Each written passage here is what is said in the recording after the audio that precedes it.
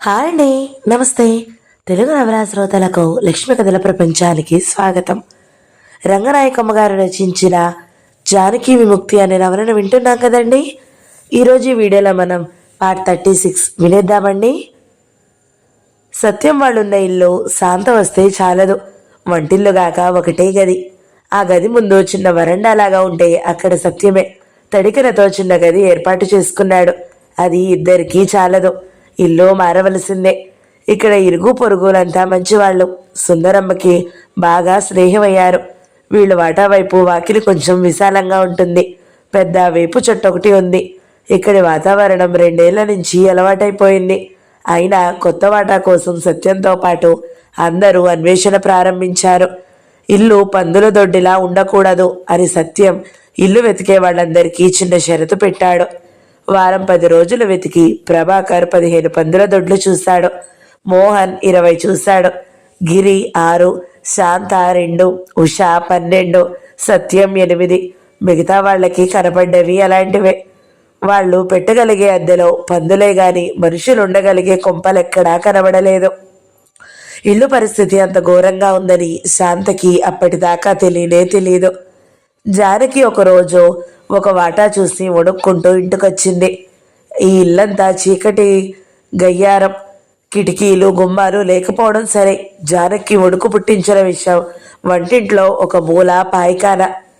ఈ ఊళ్ళో పెద్ద పెద్ద ఇళ్లల్లో కూడా అంతే, ఎరగరా మీరు అన్నాడు మోహన్ తను చూసిన ఇళ్లని వర్ణిస్తూ. ఏమో బాబు, నేనెక్కడా చూడలేదు ఇంతకు ముందు అని జానకి వికారం వచ్చి వాకిట్లోకి పరిగెత్తింది. ఒక ఇంట్లో చూశాను. మంచినీళ్ళు వచ్చే పంపు ఎక్కడ ఉండి ఉంటుందో ఊహించండి మోహన్ అన్నాడు.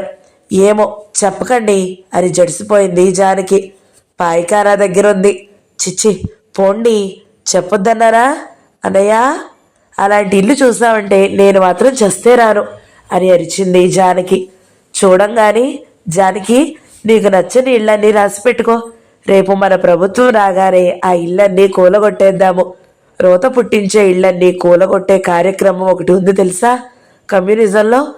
ఎంగెల్ప్ చెప్పాడు కమ్యూనిస్టు సూత్రాల్లో. అప్పటి మాట సరేలే, ఇప్పుడు మన సంగతి ఏమిటి అంది జానకి.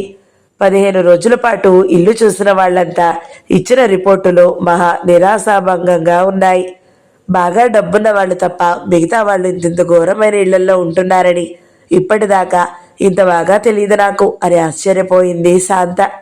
రోజు ఎవరో ఒకరు ఏదో ఒక కొత్త పందుల దొడ్డి వార్త పట్టుకొస్తూనే ఉన్నారు. నిన్న నేను పోర్షన్ చూశాను. 3 గదులు, కొంచెం సహించగలిగేలాగానే ఉంది. ఇంటి ముందు ఖాళీ స్థలం, పెద్ద పారిజాతం చెట్టు కూడా అని ప్రభాకర్ వర్ణిస్తుంటే ఎక్కడా ఎక్కడా అని జానకి సత్యం అతన్ని చుట్టుముట్టారు. అద్దె ఎంతో తెలుసా? మీకు 1,50,000 కట్నం తీసుకుని దాన్ని బ్యాంకులో దాచి నెలలా వడ్డీ సంపాదిస్తే తప్ప ఆ అద్దె కట్టడం సాధ్యం కాదు. కట్నం, బ్యాంకు, వడ్డీ ఆ మాటలకు చీదరేసి పిచ్చి మాటలు మాట్లాడకండి అని విసుక్కున్నాడు సత్యం. మొన్న నేను ఇల్లు చూస్తానురా, అద్దె కోసం కాదు గాని అంటూ ఒకసారి ఉష అందరూ ఉన్నప్పుడు ఒక పిట్ట కథ చెప్పుకొచ్చింది. చాలా పెద్ద ఇల్లు, కనీసం 10 గదులల్లా ఉంటాయి. వాళ్ళు ఫ్రిడ్జ్ ఎక్కడ పెట్టుకున్నారో తెలుసా?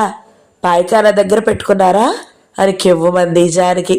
అలా కాదులే, ఫ్రిడ్జ్ అంటే ఎవరైనా వంటింట్లోనో భోజనాల హాల్లోనో పెట్టుకుంటారు కదా. పాపం వీళ్ళు వీధి గుమ్మం పక్కన కిటికీ దగ్గర పెట్టుకున్నారు. ఫుట్పాత్ మీద గేటు ముందు నుంచి వెళ్తుంటే కనబడింది. ఉషా, లోపలికి వెళ్ళి వాళ్ళకి మరో సలహా ఇవ్వాల్సింది. దాన్ని రోజు పొద్దున్నే బయటికి మోసుకొచ్చి గేటు దగ్గర పెట్టి మళ్ళీ రాత్రి లోపలికి మోసుకుపోవచ్చునని చెప్పకపోయారా? ఇంట్లో పెట్టు కూర్చుంటే వాళ్ళకి ఫ్రిడ్జ్ ఉన్నట్టు ఎవరికి తెలుస్తుంది? లేకపోతే ఎంత నష్టం పాపం వాళ్ళకి అన్నాడు సత్యం. అలా కాదు అని మిగతా వాళ్ళంతా తలో మార్గం చెప్పుకొచ్చారు. మా ఇంట్లో ఫ్రిడ్జ్ కూడా ఉన్నది, దైవసాక్షి, నమ్మండి అని బోర్డు రాసి గేటుకి తగిలించుకోమని చెప్పాలి అన్నారు ఒకరు. దాని బొమ్మ కూడా వెయ్యాలి గేటు మీద, అందులో ఏమేం పదార్థాలున్నాయో అవన్నీ కూడా. అయితే ఫ్రిడ్జ్ తెరిచి ఉన్నట్టు బొమ్మ వేయవలసిందంటావరా? ఇంటాయన ఫోటో కూడా పక్కన పెడితే బాగుంటుంది గేటు మీద. ఇంటావిడ ఫోటో అక్కర్లేదా? అన్యాయం. ఇంటావిడ అక్కర్లేదులే, ఫ్రిడ్జ్ మీద ఆవిడకి హక్కా పాడా? కావాలంటే కుక్కలున్నాయి, బోర్డు మీద ఆవిడ ఫోటో వేయొచ్చు. కుక్కలతో పాటు ఆవిడ కూడా ఉందరా? ఇది మరీ అన్యాయం. ఊరుకోండి, ఎందుకు వచ్చిన ఆస్కో? లేకపోతే వాళ్ళ బడాయి చూడండి, అంత ఇల్లుంటే ఫ్రిడ్జ్ తెచ్చి ముందు హాల్లో పెట్టుకోవడం ఎందుకు? అసలు అంత ఇల్లెందుకు? అది మొదటి ప్రశ్న, మూల ప్రశ్న, మౌలిక ప్రశ్న. మా ఇంటి దగ్గరలో ఒక పేద టీచర్ గారు ఉన్నారు. వాళ్ళ ఇంట్లో మొత్తం 6 ఉంటారు. తల్లి, తండ్రి, భార్య, 2 పిల్లలు, ఆయన. అందరూ ఒక్క గదిలో. నమ్ముతారా? పేద టీచరు 2 గదుల్లో ఉన్నాడంటే నమ్మం గాని, ఒక్క గదిలో ఉన్నాడంటే నమ్ముతాం. దానికే కోట్ల కొద్దీ జనం ఉన్నారు అలాగా. తిండికే లేదు. ఇళ్ళు ఎక్కడి నుంచి వస్తాయి? మా గోడ వెనకాల గుడిసెలు చూడండి. గుడిసెలు అనడానికి కూడా వీల్లేదు వాటిని. పాపం మొన్న పెద్ద గాలి వస్తే తడికలు ఎగిరిపోకుండా గట్టిగా పట్టు కూర్చున్నారు అంది జానకి. జానకి వాళ్ళ ఇంటి గోడ వెనక 2 నెలల కింద దాకా కొంచెం ఖాళీ స్థలం ఉండేది. ఒకరోజు తెల్లారేపటప్పటికి అక్కడ 2 గోనె పట్ట గుడిసెలు కనిపించాయి. చింకి గోనెలు, పాత తడికెలు పెట్టి కట్టారు. మనిషి కూర్చుంటేనే సరిపోయేంత ఎత్తు. ఒక గుడిసెలో 4 పిల్లలతో కాపరాలు. పిల్లలు తెల్లవార్లు దగ్గుతూ ఉంటారు, ఏడుస్తూ ఉంటారు. పగలంతా ఎండలో చాకిరీ చేసే తల్లి, తండ్రి రాత్రుల్లో మెలకుగా కూర్చుని ఏం చూడగలరు పిల్లల్ని? ఒక గుడిసెలో అతను 8 ఏళ్ల కిందట ఏదో ఫ్యాక్టరీలో పనిచేసేవాడట. యాక్సిడెంట్లో కాలిపోతే పనిలో నుంచి తీసేశారట. ఫ్యాక్టరీ వాళ్ళు ఇచ్చిన డబ్బు వైద్యానికే చాలలేదు. అప్పటి నుంచి అతను మాటలు వేయడం, స్టవ్లు బాగు చేయడం లాంటి చిల్లర మల్లల పనులు చేస్తున్నాడు. ఆడమనిషి కూలికి వెళ్తూనే ఉంటుంది. అయినా వాళ్ళకి ఏ పూట కడుపు నిండా తిండి లేదు, నెత్తి మీద నీడ లేదు.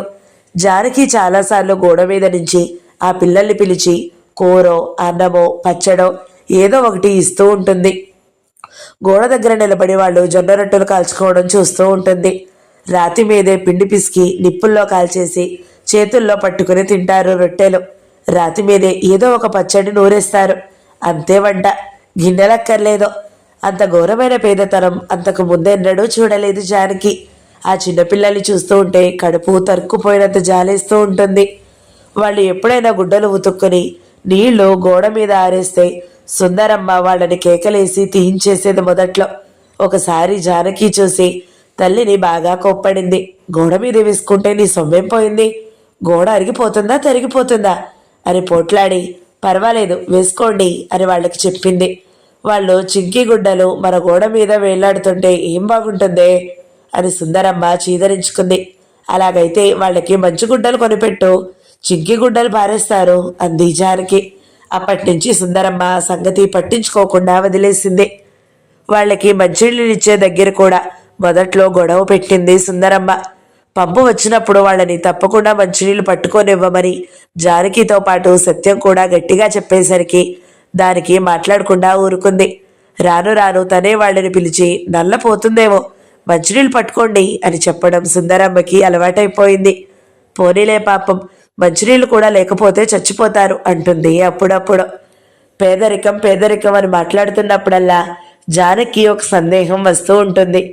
డబ్బంటే కాగితాలు వచ్చేయడమేగా, బోలెడు నోట్లు వచ్చేసి అందరికీ ఇచ్చేయచ్చుగా, ఎవరికీ పేదతనం ఉండదుగా అనుకుంటుంది చాలాసార్లు. ఆ మాటే అంది అందరి దగ్గర ఒకసారి. జానకి భలే ఐడియా వచ్చిందే అని నవ్వారు కొందరు. నేను అలాగే అనుకునేవాణ్ణి అన్నాడు మోహన్. నేను అంతే అన్నారు ఇంకొకరు. అందరూ అలాగే అనుకుంటుంటారని అంటారు మార్క్స్ తప్ప. మార్క్స్ కూడా అలాగే అనుకుని ఉంటాడు, పైకి చెప్పడు గాని. మార్క్సిజం తెలియక ముందు అందరికీ పొరపాటు అభిప్రాయాలే ఉంటాయి అన్నారు ఇంకొకరు. జానకి గారు, మీకు నెల నెల ఎంత డబ్బు కావాలంటే అంత డబ్బు ఇచ్చేస్తామనుకోండి, అప్పుడు మీరు బిస్కెట్ ఫ్యాక్టరీలో పనిచేస్తారా అన్నాడు మోహన్. ఇంకా ఎందుకు చేస్తాను అంది జానకి. మళ్ళీ నవ్వారందరూ. మీలాగే అందరూ డబ్బు తీసుకుని అన్ని పనులు మానేస్తారనుకోండి, పంటలు పండించరు, బట్టలు నెయ్యరు, గనులు తవ్వరు, రైళ్లు నడపరు, ఏ వస్తువు తయారు చేయరు. ఒక్క నోట్లు తప్ప అన్ని పనులు మానేసి బస్తాల కొద్దీ కాగితాలు నోట్లు అచ్చు వేయిస్తూ ఎవరికి ఎన్ని కావాలంటే అన్ని ఇచ్చేస్తూ ఉంటారు. నెలనలా మీకు 10 బస్తాలు ఇస్తారు. వాటితో ఏం చేస్తారు మీరు? నాకు కావలసినవన్నీ కొనేసుకుంటారు. ఏం కొనుక్కుంటారు? మొదట ఏం కొనుక్కుంటారో చెప్పండి. ముందు బియ్యం కొనుక్కుంటారు. తర్వాతేమో అందరూ గోలగా నవ్వారు. బియ్యం ఎక్కడుంటాయి? ఎక్కడుంటాయి బియ్యం? ఎవరు పండించేశారు? నువ్వు పని మానేస్తే అందరూ మారేయరా అని ప్రశ్నల వర్షం కురిపించేశారు. బియ్యం ఎక్కడుంటాయి, బట్టలు ఎక్కడుంటాయి, పంచదార, నూనె, పుస్తకాలు, చెప్పులు, పప్పులు ఎక్కడుంటాయి అవన్నీ? జానకి తెల్ల ముఖం వేసింది. చెప్పండి, ఏం కొంటారు మీ డబ్బుతో? ఏమీ ఉండవా? ఎందుకుంటాయి? మీరు పని చెయ్యరు గాని అందరూ చెయ్యాలా? అది కాదు, మరైతే బియ్యం కావాలంటే ఎలాగా? ఇప్పుడేం చేస్తున్నాం బియ్యం కావాలంటే? ఎప్పుడైనా అలాగే. జానకి అంత కంగారుగా అయ్యింది. బియ్యం కావాలంటే వ్యవసాయం చేసి ధాన్యం పండించుకోవాల్సిందే. బట్టలు కావాలంటే పత్తి పండించి దారం తీసి బట్టలు నేసుకోవాల్సిందే. బొగ్గు కావాలంటే గనులు తవ్వుకోవాల్సిందే. బిస్కెట్లు కావాలంటే జానకి ఫ్యాక్టరీలో పనిచేసి బిస్కెట్లు తయారు చేయవలసిందే. జానకి ఎంతో అర్థమైనట్టుగా ఉంది, అర్థం కానట్టుగానూ ఉంది. డబ్బుంటే అన్నీ వస్తాయిగా అంది మళ్ళీ జంకుతూ. సరుకులు అనేవి ప్రపంచంలో ఉంటే వస్తాయి గాని అసలు ఏ వస్తువు లేకపోతే ఎలా వస్తాయి? డబ్బు సరుకుల్ని సృష్టిస్తుందా? ఉన్న సరుకుల్ని ఇటు అటు మారుస్తుంది, అంతే దాని పని. అసలు సరుకులే భూమి మీద లేకపోతే ఎన్ని కాగితం నోట్లున్నా, ఎన్ని బంగారు నాణాలున్నా ఎక్కడి నుంచి తెస్తాయి ఆ సరుకులన్నీ? అయితే ఎంత డబ్బున్నా అన్ని పనులు చేసుకోవాలి కదూ అంది జానకి ఆశ్చర్యంగా. ఇంకా సందేహమేనా? అన్ని పనులు చేసుకోవాల్సిందే. ఏ వస్తువు కావాలంటే ఆ వస్తువుకి కావలసిన పనులన్నీ చేసుకోవాల్సిందే. మనుషులు శ్రమపడి కొందరు కొన్ని రకాల పనులు, కొందరు కొన్ని రకాల పనులు చేస్తారు. ఎవరెంత శ్రమ పడతారో ఆ లెక్కని బట్టే వాళ్ళకి ఏ వస్తువైనా వస్తుంది. డబ్బు అంటే ఆ శ్రమ లెక్కల్ని చెప్పే టిక్కెట్ అనుకోండి. మీ శ్రమను బట్టి మీకు, నా శ్రమను బట్టి నాకు కొన్ని టికెట్లు చేతిలోకి వస్తాయి. ఆ టికెట్లు తీసుకుని సరుకుల దగ్గరికి వెళ్ళి కొన్ని టికెట్లతో ఒక సరుకు, కొన్ని టికెట్లతో ఇంకో సరుకు అలా తెచ్చుకుంటాము. మరి టికెట్తో ఎంత శ్రమ ఉంటే అంత శ్రమతో తయారైన సరికే మనకి వస్తుంది. అంతకన్నా ఎక్కువ రమ్మంటే రాదు. అంటే అసలు మొట్టమొదట మనం ఏదో ఒక పని చేస్తేనే మన చేతిలోకి కన్ను డబ్బు, టిక్కెట్లు వస్తాయి. పని చేయకుండా డబ్బు రావడం అనే దానికి అర్థమే లేదు. ఏం, మన చేతిలోకి కొంత డబ్బు వచ్చాక మనం సరుకుల దగ్గరికి వెళ్తాం కదా, మనలాగే ఇతరులు కూడా పనులు చేసి వాళ్ళ డబ్బు పట్టుకుని అక్కడికి వస్తారు. అక్కడ సరుకులు ఉంచాలి. సరుకులే లేకపోతే మన డబ్బు వల్ల లాభం ఏమిటి? సరుకులు ఉంటేనే మన డబ్బు ఇచ్చి మనకు కావలసిన సరుకులు తెచ్చుకుంటాము. ఎవరూ పనులు చేయకపోతే, సరుకులే లేకపోతే ఎన్ని నోట్లు వచ్చేసుకుంటే మాత్రం ఏం లాభం? నోట్లు తింటావా? జానకి దీర్ఘాలోచనలో పడిపోయింది. ఎవ్వరూ పని చేయకుండా సరుకులు రావాలనడంలో తప్పేమిటో బాగా అర్థమైపోయింది గాని ఇంకా ఏదో పెద్ద సందేహంతో ఆలోచన అంతా చిక్కులు పడిపోతుంది. మిగతా వాళ్ళు ఇళ్ల సంగతి మాట్లాడుకుంటుంటే జానకి తన ఆలోచనల్లో తను కొట్టుకొని అది కాదండి అని ఒక్కసారి కేక పెట్టింది. పనులు మానేయరనుకోండి, అందరూ పనులు చేస్తూనే ఉంటారు. వాళ్ళకి డబ్బు రావాలి కదా, ఆ డబ్బు బాగా ఎక్కువ ఇవ్వరాదు? ఎక్కువ ఇచ్చేస్తే ఎన్ని కావాలంటే అన్నీ కొనేసుకోవచ్చుగా అని సంతోషంతో కళ్ళు మెరిసిపోతూ చూసింది. పేదతనం పోవడానికి మార్క్స్ కన్నా తన గొప్ప మార్గం కనిపెట్టాను చూడమన్నట్టు. అందరూ కుతూహలంగా జానకి ప్రశ్న వైపు మొహాలు తిప్పారు. డబ్బు ఎక్కువ ఇవ్వాలంటే ఎంత ఇవ్వాలో చెప్పండి? చాలా ఎక్కువ. 1 రూపాయికి బదులు 10 రూపాయలు ఇస్తే? అలాగైతే బాగుంటుంది. ఎక్కువ ఇవ్వవలసింది మీకొక్కరికేనా, అందరికీనా? నాకొక్కదానికే కాదు, అందరికీను. డబ్బు విషయాలు తెలిసిన వాళ్ళు సరదాగా నవ్వారు జానకి జవాబులకి. జానకి గారు, మీరన్నట్టయితే 1 రూపాయి ఉండవలసిన చోట 10 రూపాయలు ఉండాలి, అంతే కదా? మీ చేతిలోకి 1 రూపాయికి బదులు 10 రూపాయలు వస్తే మీరు ఒక సరుకుని కొనాలనుకుని వెళ్ళినప్పుడు ఆ సరుకు యజమాని 1 రూపాయికి రావలసిన చోట 10 రూపాయలు ఇమ్మంటాడు కదా, అప్పుడు మళ్ళీ మామూలేగా. డబ్బు ఎక్కువగా రావడం వల్ల తేడా ఏముంటుంది? అలా కాదు. అయితే అందరికీ ఎక్కువ డబ్బు రాకూడదు, పేదవాళ్ళకే ఎక్కువ డబ్బు రావాలి అంది జానకి గ్రహించినట్టు. అంటే జీతాలు పెరగాలంటున్నారన్నమాట మీరు. ఎక్కడికి రావాలో అక్కడికి వచ్చారు. జీతాలు పెరిగితే యజమానికి లాభాలు తగ్గిపోవు? ఆ విషయాల మీద మాట్లాడడం అందరికీ ఉత్సాహంగా ఉంది. పనులు చేయకుండా కూర్చుని రూపాయి నోట్లు ఎన్నొచ్చేసుకున్నా ఉపయోగం ఉండదు. పనులు చేసి అందరి చేతుల్లోకి వచ్చే నోట్ల లెక్కని రెట్టింపులుగా పెంచేసుకున్నా ఉపయోగం ఉండదు. అంతవరకు జానకి బాగానే అర్థమైంది. మిగతా విషయాలన్నీ చాలా గందరగోళం అయిపోయాయి. జానకితో ఆటలయ్యాక శాంత మళ్ళీ ఇంటి అన్వేషణ సంగతి ఎత్తి, మన ఇంటి సంగతి ఒక యుగం పాటు వాయిదా వేస్తే పోయేట్టుంది అంది ఇంటి అన్వేషణతో విసుగొచ్చి. ఏం పర్వాలేదు, కొంచెం నచ్చే ఇల్లు నేను సంపాదిస్తాగా అన్నాడు సత్యం ధీమాగా. సినిమా హీరోలాగా బీరాలు పలుకుతున్నావేమిటి అని నవ్వింది శాంత.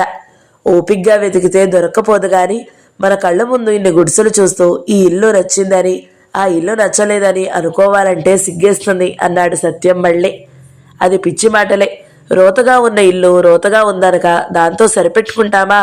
అలాగైతే రోతగా ఉన్న సమాజంలో కూడా సరిపెట్టుకోవాలి అన్నాడు మోహన్. వెంటనే ప్రభాకర్ ఒక మేడని వర్ణించాడు. మొన్న నేను బ్రహ్మాండమైన మేడ చూశాను. ఎంత పెద్దదో, ఎన్ని బాల్కనీలో, ఎన్ని వరండాలో, ఇంటి చుట్టూ ఎంత కాంపౌండో. దాదాపు 2 ఎకరాల చోటు ఉంటుంది. ఈ ఇంట్లో 2 గదులు ఇవ్వకూడదు వీళ్ళు అనిపించింది నాకు. పెద్ద పెద్ద మేడల్లో కొంచెం కొంచెం సర్దుకుంటే ఇప్పుడన్నా ఇల్లు కూడా చాలా మందికి సరిపోతాయి అన్నాడు. జానకికి కొత్త ఉపాయం తోచినట్టు, అవునండి, అలా చేస్తే చాలా బాగుంటుంది. మనలాంటి వాళ్ళకి ఇవ్వనక్కర్లేదు కానీ గుడిసెల్లో ఉండే వాళ్ళకి ఇస్తే ఎంతో బాగుంటుంది అంది. ఇన్నాళ్ళు ఈ ఆలోచన ఎవ్వరికీ రాలేదన్నట్టు. పిచ్చి కుదిరింది. తలకి రోకలి చుట్టమన్నట్టు జానకి లాంటి వాడే గుడిసెల వాళ్ళని ఇళ్లలోకి రాణిస్తారా డబ్బున్న వాళ్ళు అన్నాడు మోహన్. రష్యా విప్లవంలో అలా చేశారు తెలుసా? లెనిన్ వ్యాసంలో ఒక చోట చాలా సరదా విషయాలున్నాయి, చూపిస్తానుండండి అని సత్యం అలమారాలో పుస్తకాలు వెతికి ఒకటి లాగి తీసుకొచ్చాడు. కమ్యూనిస్టుల ప్రభుత్వాధికారం నిలుపుకోగలరా అనే విషయం మీద రాస్తూ లెనిన్ తప్పకుండా నిలుపుకోగలరని వాదిస్తాడు. కమ్యూనిస్టు ప్రభుత్వం ప్రజలకు మేలు చేస్తుంది కాబట్టి దానికి తప్పకుండా ప్రజల బలం ఉంటుందన్నాడు. ఏదన్నా ఒక పని చేయాల్సి వస్తే ఆ పని పెట్టుబడిదారి ప్రభుత్వం చేస్తే ఎలా ఉంటుందో, కమ్యూనిస్టు ప్రభుత్వం చేస్తే ఎలా ఉంటుందో ఒక చిన్న ఉదాహరణ చెప్పాడు అని సత్యం 1-2 పేరాలు చదివాడు. ప్రభుత్వం ఒక ఇంటి నిండా ఒక కుటుంబాన్ని తొలగించి మరొక దాన్ని అందులో చేర్చవలసి ఉంది. పెట్టుబడిదారి రాజ్యంలో ఇది తరచూ జరుగుతుంది. మన కార్మిక రాజ్యంలో అంటే సోషలిస్టు రాజ్యంలో కూడా అది జరుగుతుంది. సంపాదించేవాడిని కోల్పోయి అద్దె చెల్లించలేని ఒక కార్మిక కుటుంబాన్ని పెట్టుబడిదారి ప్రభుత్వం ఇంటి నుంచి తొలగిస్తుంది. అమీనా వస్తాడు పోలీసులతో, మొత్తం ఒక దళం పోలీసులతో కార్మికపేటలో ఒక ఇంటిని ఖాళీ చేయించడానికి మొత్తం ఒక కోసిక్కుల దళం కావాలి. ఎందుకంటే చాలా బలమైన సైనికుల దళం లేకుండా పోలీసు అమీనా అక్కడికి పోవడానికి నిరాకరిస్తారు. వాళ్లకు తెలుసు ఆ ఇంటిని ఖాళీ చేయించే పని ఆ ఇరుగు పొరుగుల్లోనూ ఎంతటి తెగింపుకైనా సిద్ధపడే వేల జనాభాల్లోనూ పెట్టుబడిదారుల వల్ల వారి రాజ్యాంగం పట్ల ఎంతటి ద్వేషాన్ని ఎంతటి ఆగ్రహాన్ని కలిగిస్తుందంటే ఆ పోలీసులు ఆ అమీనా ఏ క్షణంలోనైనా ముక్కలు ముక్కలుగా చీల్చివేయబడే ప్రమాదం ఉందని. అందుకే విస్తారమైన సైనిక బలాలు కావాలి. పెద్ద నగరంలోకి కొన్ని రెజిమెంట్లను తీసుకుని రావాలి. సైనికులు ఏదో దూర ప్రాంతం నుంచి రావాలి. వాళ్లకు ఈ పట్టణ భేదాలు జీవితంలో పరిచయం లేకుండా ఉండడానికి, వాళ్ళకి సోషలిజం అనే అంటువ్యాధి తగలకుండా ఉండడానికినో. కార్మిక ప్రభుత్వం ఒక అతిబీద కుటుంబాన్ని ఒక ధనవంతుని ఇంటిలో చేర్చవలసి ఉంది. మన కార్మిక పోలీసులు దళంలో 15 మంది ఉన్నారనుకుందాము. 2 నావికులు, 2 సైనికులు, 3 వర్గ చైతన్యం గల కార్మికులు. అందులో ఒకరు మాత్రమే మన పార్టీ సభ్యుడో లేక సానుభూతిపరుడో అనుకుందాము. ఒక మేధావి, 8 మంది బీద శ్రామికులను, ఇందులో స్త్రీలు, బీద పరిచారకులు, అన్స్కిల్స్ కార్మికులు వగైరా 5 ఉండాలి. మన దళం ధనవంతుని ఇంటి వద్దకు వచ్చి దానిని తనిఖీ చేసి అందులో 5 గదులు ఉన్నాయని, వాటిలో 2 పురుషులు 2 స్త్రీలు ఉంటున్నారని తెలుసుకుంటుంది. అయ్యా, మీరు 2 గదులలో కొద్దిగా సర్దుకుని ఇప్పుడు సామాన్ల కొట్లలో నివసిస్తున్న 2 కుటుంబాలకు ఈ చలికాలం 2 గదులు సిద్ధం చేయాలి. ఇంజనీర్ల సహాయంతో మేము ప్రతి వాళ్లకు మంచి నివాస గృహాలు కట్టించే వరకు మీరు కొద్దిగా ఇరుక్కోవాలి. మీ టెలిఫోను 10 కుటుంబాలకు ఉపయోగపడుతుంది. ఇది షాపింగ్ వగైరా పనులలో వ్యర్థమయ్యే 100 పని గంటలకు మిగులుస్తుంది. తేలిక పని చేయగల వాళ్ళ 2 నిరుద్యోగులు మీ కుటుంబంలో ఉన్నారు. 55 ఏళ్ల వయసు గల ఆవిడ, 14 ఏళ్ల కుర్రాడు వాడును. వీళ్ళిద్దరూ రోజు 3 గంటలు డ్యూటీ చేయాలి. 10 కుటుంబాలకు సరుకులు సక్రమంగా సరఫరా అయ్యేట్లు తనిఖీ చేస్తూను దానికి అవసరమైన లెక్కలు రాస్తూను. మా దళంలోని విద్యార్థి ఇప్పుడు ఈ ప్రభుత్వ ఉత్తర్వును 2 పత్రాలు రాస్తాడు. ఈ ఉత్తర్వుని మీరు విధేయంగా పాటిస్తామని దయచేసి సంతకం చేసి మాకు ఇవ్వండి. నా అభిప్రాయంలో ఇది పాత పెట్టుబడిదారి రాజ్య యంత్రాంగానికి, కొత్త సోషలిస్టు రాజ్యాంగ యంత్రానికి, ఇటు పెట్టుబడిదారి రాజ్యపాలనకి, అటు సోషలిస్టు రాజ్యపాలనకి మధ్య ఉండే భేదాన్ని నిరూపిస్తుంది. నమ్మశక్యంగాని యుద్ధ భారాలను, యుద్ధ దౌర్భాగ్య పరిస్థితులను తగ్గించడానికి, అలాగే ప్రజలకు యుద్ధం కలిగించిన భయంకరమైన గాయాలను మాన్పడానికి విప్లవ ప్రజాస్వామ్యం కావాలి. బీదల ప్రయోజనాలకు అనుగుణంగా గృహవసతిని పంపకం చేసిన ఉదాహరణల్లో వర్ణించిన లాంటి విప్లవ చర్యలు కావాలి. పట్టణాలలోనూ గ్రామీణ ప్రాంతాలలోనూ ఆహారం, దుస్తులు, చెప్పులు మొదలైన వాటి పంపకానికి, భూమి పంపకానికి సరిగ్గా ఇదే పద్ధతి అవలంబించాలి. సత్యం చదవడం ఆపగాని ఇంకా ఏదన్నా చదువు కాసేపు అన్నారు మిగతా వాళ్ళు. నేను చదువుకోవడం కన్నా మీరు చదివితే వినడానికి ఎంతో బాగుంటుందో అన్నాడు బాబ్జీ. అతను కూడా అప్పుడప్పుడే వస్తున్నాడు స్టడీ సర్కిల్కి. ప్రభాకర్ ఆఫీసులోనే పనిచేస్తాడు అతను. ప్రభాకర్ కన్నా చిన్నవాడు. అతనితో చాలా స్నేహంగా ఉంటాడు. వాళ్ళు చేసినట్టు మనం కూడా ఒక బిల్డింగ్ దగ్గరికి వెళ్ళి 2 గదులు ఖాళీ చేయండి అంటే అన్నాడు మోహన్ నవ్వుతూ. అందరూ నవ్వారు. వెంటనే పోలీసుల్ని పిలిపించి అరెస్టు చేయిస్తారు. ఆ మాట అనవలసింది ఇప్పుడా? మన పరిపాలన వచ్చాక అప్పుడు మార్పులన్నీ అన్నాడు సత్యం. ఇంటి సంగతి సరే గాని మీరిద్దరూ పని లేకుండా ఉన్నారు కదా, రోజు 3 గంటలు ఈ పని చేయండి అని ప్రభుత్వమే నిరుద్యోగుల్ని వెతికి పని అప్పచెప్పడం ఎంత బాగుందో చూసారా? పైగా 55 ఏళ్ల ఆవిడకి కూడా చిన్న పని ఇవ్వడం అంటే ధనికుల్ని పనుల్లోకి దించడం. ఇదంతా కళా నిజమా అనిపిస్తుంది చాలాసార్లు. 2 రోజుల తర్వాత రాత్రి 10 గంటలప్పుడు ప్రభాకర్ కంగారుగా ఆటోలో వచ్చాడు. ఆ రోజు సత్యం అలసటగా ఉందని తొందరగా పడుకుని నిద్రపోయాడు. లేవండి లేవండి, చాలా అర్జెంటు అని ప్రభాకర్ సత్యాన్ని నిద్రలేపేసి అదే ఆటోలో తీసుకుని పోయాడు. చీకట్లో సందులు గొంతులు దాటి రాళ్ల కింద మీద పడి ఎక్కడో ఊరు బయట పాడుబడ్డా ఇంటి ముందాగింది ఆటో. ఆలోగా అసలు సంగతి తెలిసింది సత్యానికి. 3 గదులు ఇల్లొకటి దొరకబోతుందని, పాయిఖానా వంటింట్లో లేనిది, కాస్త చారెడు వాకిలి ఉన్నది. ఇంకా అలాంటి సద్గుణాలేవో 1 2 ఉన్నదీను. ఆ ఇంటి ముసలమ్మగారు ప్రభాకర్ తల్లికి దూరంగా బంధువు. 70 ఏళ్ల మనిషి. ఆవిడ ప్రభాకర్ తల్లికి యాక్సిడెంటల్గా ఒక మార్కెట్లో కలిసింది. మాటల మధ్య వాళ్ళింట్లో అద్దుకుండే వాళ్ళు వెళ్ళిపోయారని, లేకపోతే తనకు అసలు మార్కెట్కి వచ్చే అవసరం ఉండేది కాదని వాపోతూ చెప్పింది ఆవిడ. ప్రభాకర్ 2వ డ్యూటీ అయ్యి రాత్రి ఇంటికొచ్చి అన్నం తింటుంటే దగ్గర కూర్చుని మాట్లాడుతూ, తల్లి అన్నట్టు శేషమ్మ గారు కనపడ్డారా? బాగా వంగిపోయారు మనిషి. ఆవిడే బియ్యం అవి రిక్షాలో వేయించుకుని తీసుకెళ్లారు అని చెబుతుంటే ఆవిడ మాటల్లో ఖాళీ వాటా సంగతి దొర్లింది. ఎక్కడా అని ఎదురుపడి లేచాడు ప్రభాకర్. ఆ కథంతా వినేటప్పటికీ సత్యానికి కూడా పెద్ద ఆశ పుట్టుకొచ్చింది. నిద్ర ఎగిరిపోయింది. ఏమో ఈ ఇల్లు బాగుంటుందేమో అనుకున్నాడు 10 సార్లు. ఆటో ఆగగానే ఇద్దరూ చెరో పక్క నుంచి బయటికి దూకారు. ఇంటి చుట్టూ కంచి చెట్లదడి, లోపల చెట్లు విస్తరించి పెద్ద అడవిలా ఉన్నాయి. ఒక పక్క కిటికీలో నుంచి కంచి మీద చిన్న వెలుగు పడుతుంది. ఆ వెలుగులోనే దడి మీద 2 చిన్న చిన్న పువ్వులు కనబడి సత్యానికి మరీ ఆశ కలిగించాయి. ప్రభాకర్ సాహసం చేసి దడి తలుపులు తీసుకుని లోపలికి వెళ్ళాడు. కిటికీ దగ్గరికి వెళ్ళి ముసలమ్మగారిని పిలిచి తన వివరాలు, తాతల పేర్లు, వాళ్ళ తాతల పేర్లు, గోత్రాలు అన్నీ చెప్పి ముసలమ్మగారికి నమ్మకం కలిగించి 10 నిమిషాలకి సత్యాన్ని లోపలికి పిలిచాడు. ముసలమ్మగారి కిటికీలో నుంచి తాళం విసరగానే తాళం తీసి పక్కవాట చూశారు. రైలు పెట్టెలాగా 3 చిన్న చిన్న గదులు వరుసగా. ఇల్లు అంతే, అయిపోయింది చూడ్డం. సత్యానికి నచ్చలేదు. గదులు అలా ఉంటే ఎవరికి వాళ్ళు విడిగా ఉండడానికి వీలుండదు. రాత్రులు కూడా ఒకళ్ళు గదిలో నుంచి ఒకళ్ళు నడవాల్సి వస్తుంది. మనం కూలగొట్టాల్సిన ఇళ్లల్లో ఇదొకటి, గుర్తుపెట్టుకోండి అన్నాడు సత్యం ప్రభాకర్ చెవిలో చాలా కోపంగా. ప్రభాకర్కి పుట్టెడు నీరసం వచ్చింది. ఇద్దరు 2 నిమిషాల్లోనే బయటకొచ్చేశారు. ఇంటి చుట్టూ వాకిలి బాగా విశాలంగా ఉంది. సపోటా చెట్టు పరిమళం ఘాటుగా కొట్టింది. ఇంకా ఏవేవో మొక్కలున్నాయి చీకట్లో. వాకిలంతా చూస్తుంటే ఒక పక్క పడిపోయిన గోడ లాంటిదేదో కనబడింది. అరే, మెట్లున్నాయే పైకి అని అరిచాడు ప్రభాకర్. అంతకు ముందు చూసిన ఇళ్లలో ఒక ఇంటికి కూడా డాబా మీదకి మెట్లు లేవు. పైకి వెళ్లే పనేముంటుంది? వడియాలు ఎండబెట్టుకోవాలంటే వాకిట్లో పెట్టేసుకోవచ్చుగా అని వాదించారు ఆ ఇల్లు వాళ్ళు. మెట్లు కంటపడగానే సత్యం అటు దూకాడు. భద్రనాయనా, మధ్యలో మెట్లు లేవు అంది ముసలమ్మగారు కిటికీలో నుంచే. మెట్ల నిండా గడ్డి దుబ్బలు పెరిగి పిచ్చి మొక్కలు మొలిచి కాలు పెట్టడానికి భయం వేసింది. చెప్పులున్నాయి కాబట్టి ధైర్యం చేశాడు. కాలు తీసి కాలు వేస్తే ఇటుకలు ఊగిసలాడుతున్నాయి. మెట్ల పక్క పట్టుకునే పిట్టగోడ ఎక్కడికక్కడ విరిగిపోయింది. పర్వతారోహణ యాత్రలో ధైర్య సాహసాలతో కొండలెక్కుతున్నట్లుగా ఎక్కి వెళ్లారు. పైన అంతా చీకటి. ఆ చీకట్లో చిన్న గది లాంటిది కనబడింది.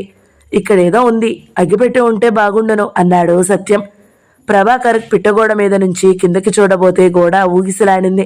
ముసలమ్మగారిని పిలిచి అగ్గిపెట్టే విసిరమంటే, మా అమ్మగారికి చిన్నప్పుడు ఆటల్లో ఏదన్నా బహుమతి వచ్చిందో లేదో కనుక్కోండి ముందు అన్నాడు సత్యం. తెలిసిందిలేండి, వచ్చింది ఆవిడంటే అయితే అగ్గిపెట్టే పైకి విసిరండి చూస్తాం అనాలి, అంతేనా? ఆహా, ఏం తెలివి! అంతే. ప్రభాకర్ నవ్వుతూ కిందకి దిగి వెళ్ళాడు. కిటికీలో నుంచి అగ్గిపెట్టె సంపాదించి పుల్లలు వెలిగించుకుంటూ పైకొచ్చాడు. అప్పటికే సత్యం డాబా మీద గోడ ఉన్నదాన్ని పరిశీలిస్తున్నాడు.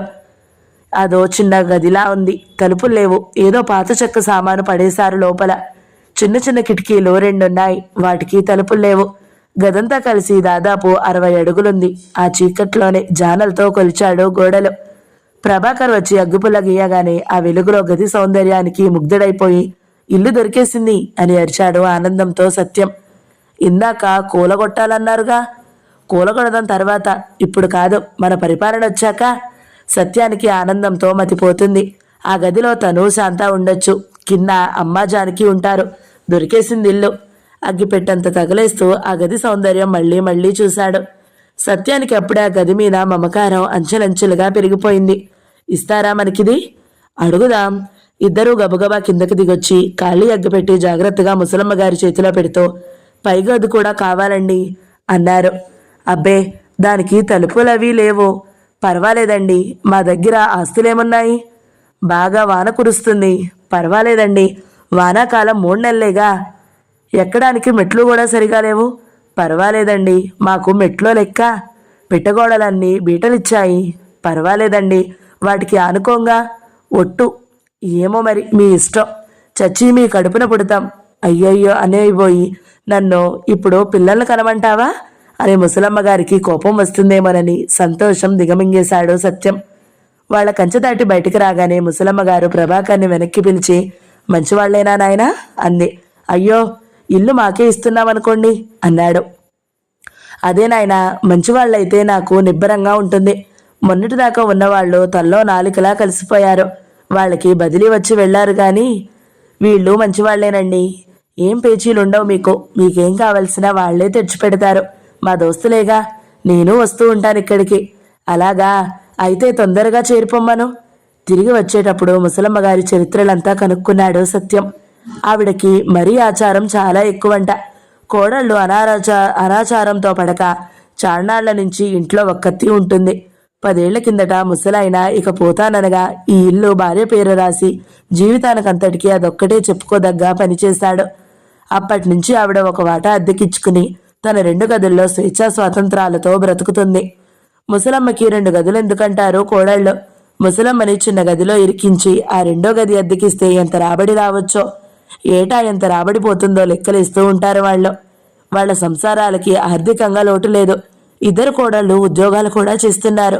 అయినా ముసలమ్మ గారు 2 గదుల్లో ఉండకూడదు. వాళ్ళకి మరీ విడ్డూరంగాను జీర్ణము కావడం లేదు.